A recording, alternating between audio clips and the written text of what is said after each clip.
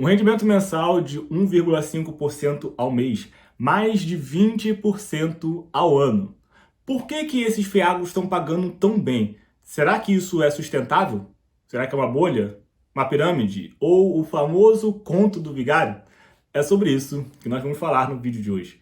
Eu sou Danilo Carvalho, analista CNPI, e aqui nesse canal eu vou falar com vocês sobre fiagro, FIINFRA, investimentos de modo geral, tudo da forma mais simples, clara e didática possível. Meu objetivo aqui é te auxiliar a tomar cada vez melhores decisões de investimento.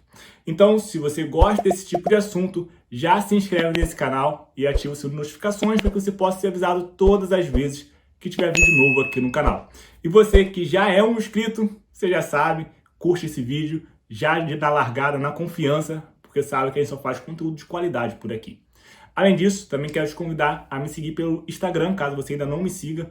Lá eu acabo tendo um contato mais próximo com vocês, porque lá eu estou diariamente. Aqui eu faço vídeo 2 vezes por semana, lá eu faço enquete, abro caixinha de perguntas, tiro suas dúvidas, então me segue por lá também. Bom, vamos falar porque o patamar de distribuição do fiagro está tão alto assim, e você vai entender um pouco do momento que nós estamos vivendo e se isso é sustentável ou não, tá? Primeiro ponto, estou gravando esse vídeo em 2023, nós estamos já a um período relevante com a taxa Selic elevada, 13,75%, o que naturalmente colabora para uma rentabilidade maior. Isso não apenas no fiagro, quanto para qualquer outro ativo indexado ao CDI. E por que isso acontece? Porque o CDI espelha a Selic. Então, ele sempre vai ter uma pequena oscilação entre, 0,10 pontos percentuais para cima, 0,10 para baixo. Assim sendo, se a remuneração do ativo é de CDI e mais um percentual, se o CDI está elevado, naturalmente, o retorno será elevado, porque eu tenho CDI mais um percentual. Como a Selic está mais baixa, e por consequência o CDI também está mais baixo, veja, ele não está aqui em 13, está em 10. O rendimento, naturalmente, ele vai ser menor, apesar que vai ser o CDI mais uma taxa, que é fixa nesse caso. Então, CDI mais 4. Com a Selic mais alta, ele está aqui em cima. CDI, se a Selic está mais baixa, ela está mais aqui para baixo, porque o CDI espelha e está um pouco menor. Então, esse é um dos primeiros fatores. É algo que colabora para o alto nível de rendimento distribuído pelos fiagros. Atualmente, a maioria dos fiagros que nós temos negociado em bolsa, eles têm investido em títulos de dívida. Então, são fundos de recebíveis. Vão estar investindo ali em CRA, FDIC. E esses títulos de dívidas, até aqui, na sua maioria, têm sido indexados ao CDI, o que colabora com o que eu acabei de citar, de trazer um retorno maior. Significa dizer que todos os fiagros precisam investir em CDI? Não. Significa dizer que todos os fiagros vão investir unicamente em títulos de dívida? Não. O momento de mercado é esse atualmente. Nós estamos crescendo ainda. Atualmente, a maioria é de recebível e também indexada ao CDI. Por isso, colabora para o alto rendimento. Ok. Vamos para o segundo ponto. O fiagro, como eu acabei de citar, é algo novo. Eu sempre falo essa questão de que o veículo fiagro, o veículo de financiamento do agronegócio via mercado de capitais, nesse sentido, ele é novo. Lembrando que o CRA já é uma forma de financiamento, também utiliza o mercado de capitais e já tem um pouquinho mais de tempo. Mas falando do fiagro, ele é novo. A lei foi criada em 2021 e já a gente começa a ter os primeiros fiagros em 2021. Mas o financiamento do agronegócio, ele não é novo. Ele já está há bastante tempo aí rodando desde sempre, né? O que eu quero trazer para vocês é como a forma de captar recursos através do fiagro é novo. Nós temos uma série de produtores rurais, empresas do segmento do agronegócio, tomando crédito pela primeira vez por esse instrumento. Assim sendo, essa primeira entrada, ela costuma ser mais cara. E por que isso acontece? Porque ela não tem um histórico. Tá acessando naquele primeiro momento, ela precisa construir um histórico com o mercado de capitais via o mercado de capitais. Então, naturalmente, esse primeiro momento, a taxa cobrada é maior. E isso você consegue visualizar no seu dia a dia. Se você tem um veículo e fez o seguro do veículo, você vai se lembrar que quando você fez o primeiro seguro, ele foi um pouco mais caro. Foi feito lá uma análise se você, da tua idade, onde você mora, tem garagem, não tem garagem, tem filho, não tem filho. Isso é uma análise de crédito.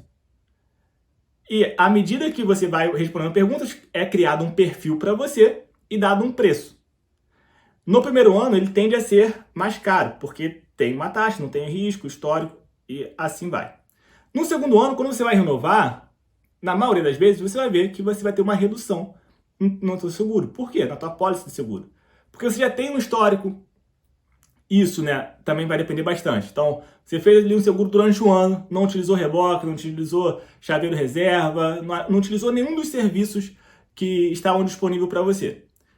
Esse teu bom histórico vai contribuir para o segundo ano você ter um desconto, né? Sim, você vai ter um perfil de investidor, melhor, de motorista, que não traz muito problemas. Então, o crédito para você vai ser mais barato. Por outro lado, aquela pessoa que fez também no primeiro momento, mas pediu várias vezes reboque, já bateu 2, 3 vezes, foi feita recuperação. No próximo ano, a tendência é que o seguro para essa pessoa aumente, porque para o histórico deste indivíduo é mais complicado, né? Assim, demanda de maior risco. Então, a análise de crédito ele funciona também assim no caso do Fiagro. Então, neste primeiro momento, nós estamos vivendo um momento de oportunidade de ter retornos maiores, porque ao passo que vamos tendo mais histórico dessas empresas, e elas realizando tudo certinho, né, pagando como a gente espera que pague, a ideia é que essas taxas sejam cada vez menor ao passar do tempo. Por isso, acaba sendo uma oportunidade esse primeiro momento de investimento. Então, já te falei aqui 2 motivos, vamos recapitular. Selic alta, colabora.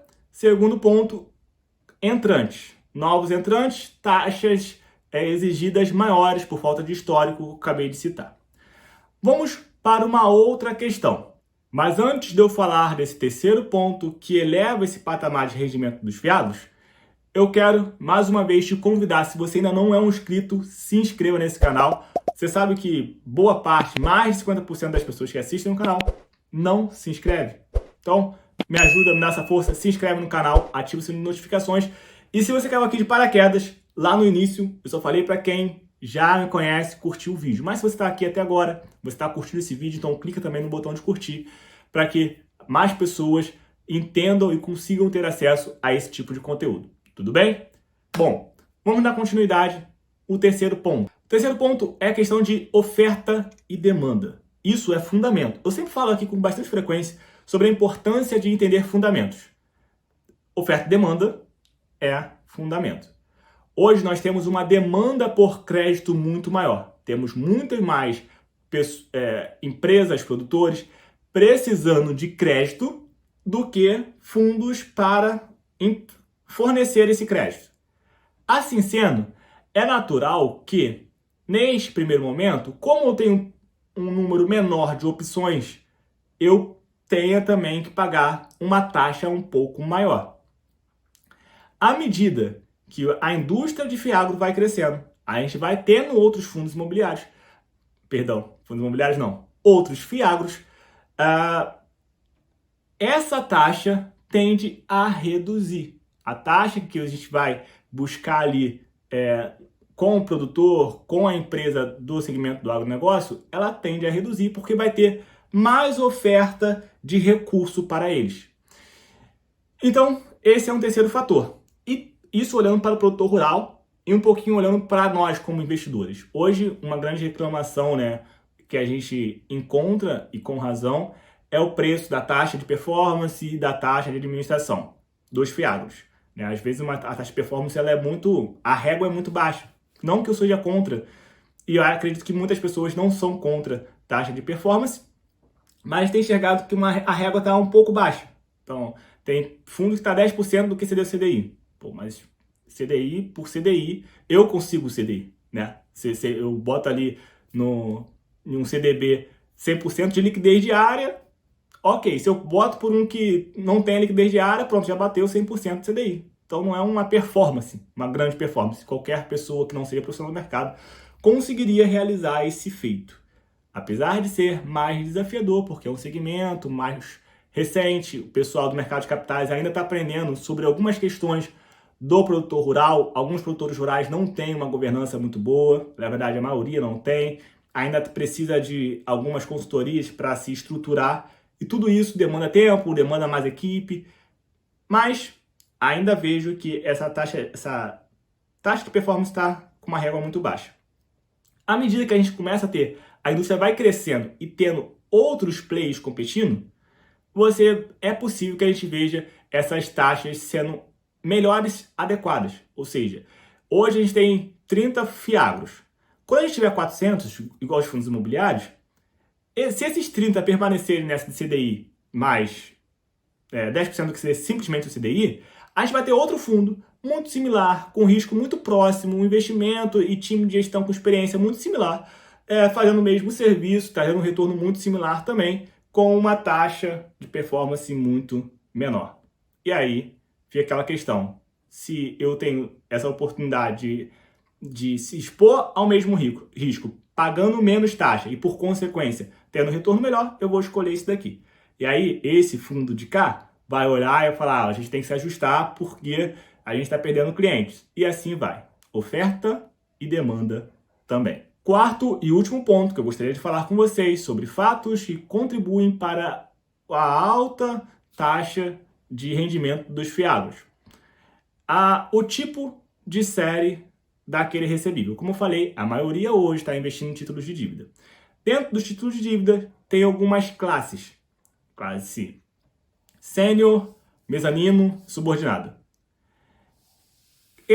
Como o CRA ele é dividido em classes, ela pode não ter classe, tá? Ela pode ser um CRA de série única. Ou pode ter a série sênior, mezanino e subordinado.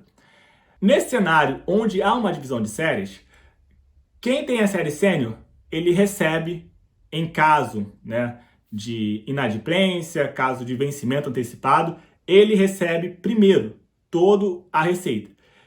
O mezanino que está abaixo dele só recebe depois que toda a turma da sênior recebe.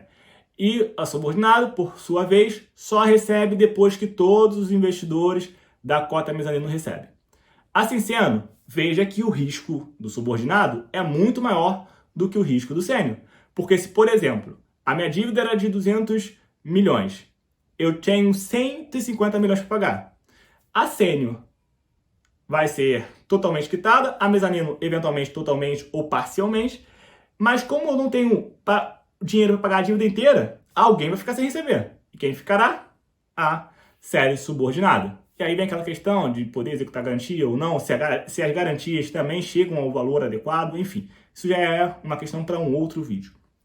O ponto é que existem alguns fundos que estão correndo risco maiores e naturalmente conseguindo taxas maiores por conta do tipo de série que ele está investindo. Então, você vai ver muitos fundos com CDI mais 3, CDI mais 4, alguns CDI mais 5, mas também vai ver fundo com CDI mais 16, para CDI mais 18, CDI mais 20, e você pensa, nossa, mas por que ele conseguiu uma taxa tão melhor que outros? Será que ele tem um GPS onde aponta a melhor oportunidade que ninguém do mercado está vendo?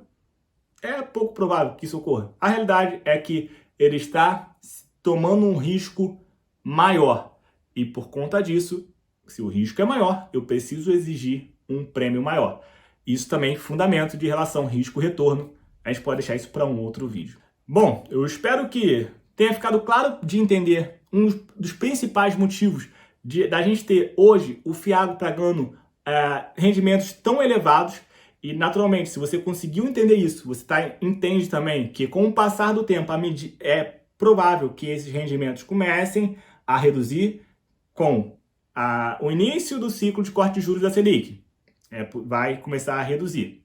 Apesar de que o fiagro ele pode começar a se expor também ao IPCA. Mas é uma outra questão. Com o tempo, vai reduzir porque os próprios produtores, as próprias empresas vão começar a ter históricos de bom pagamento, assim a gente espera, e aí começa a reduzir o prêmio.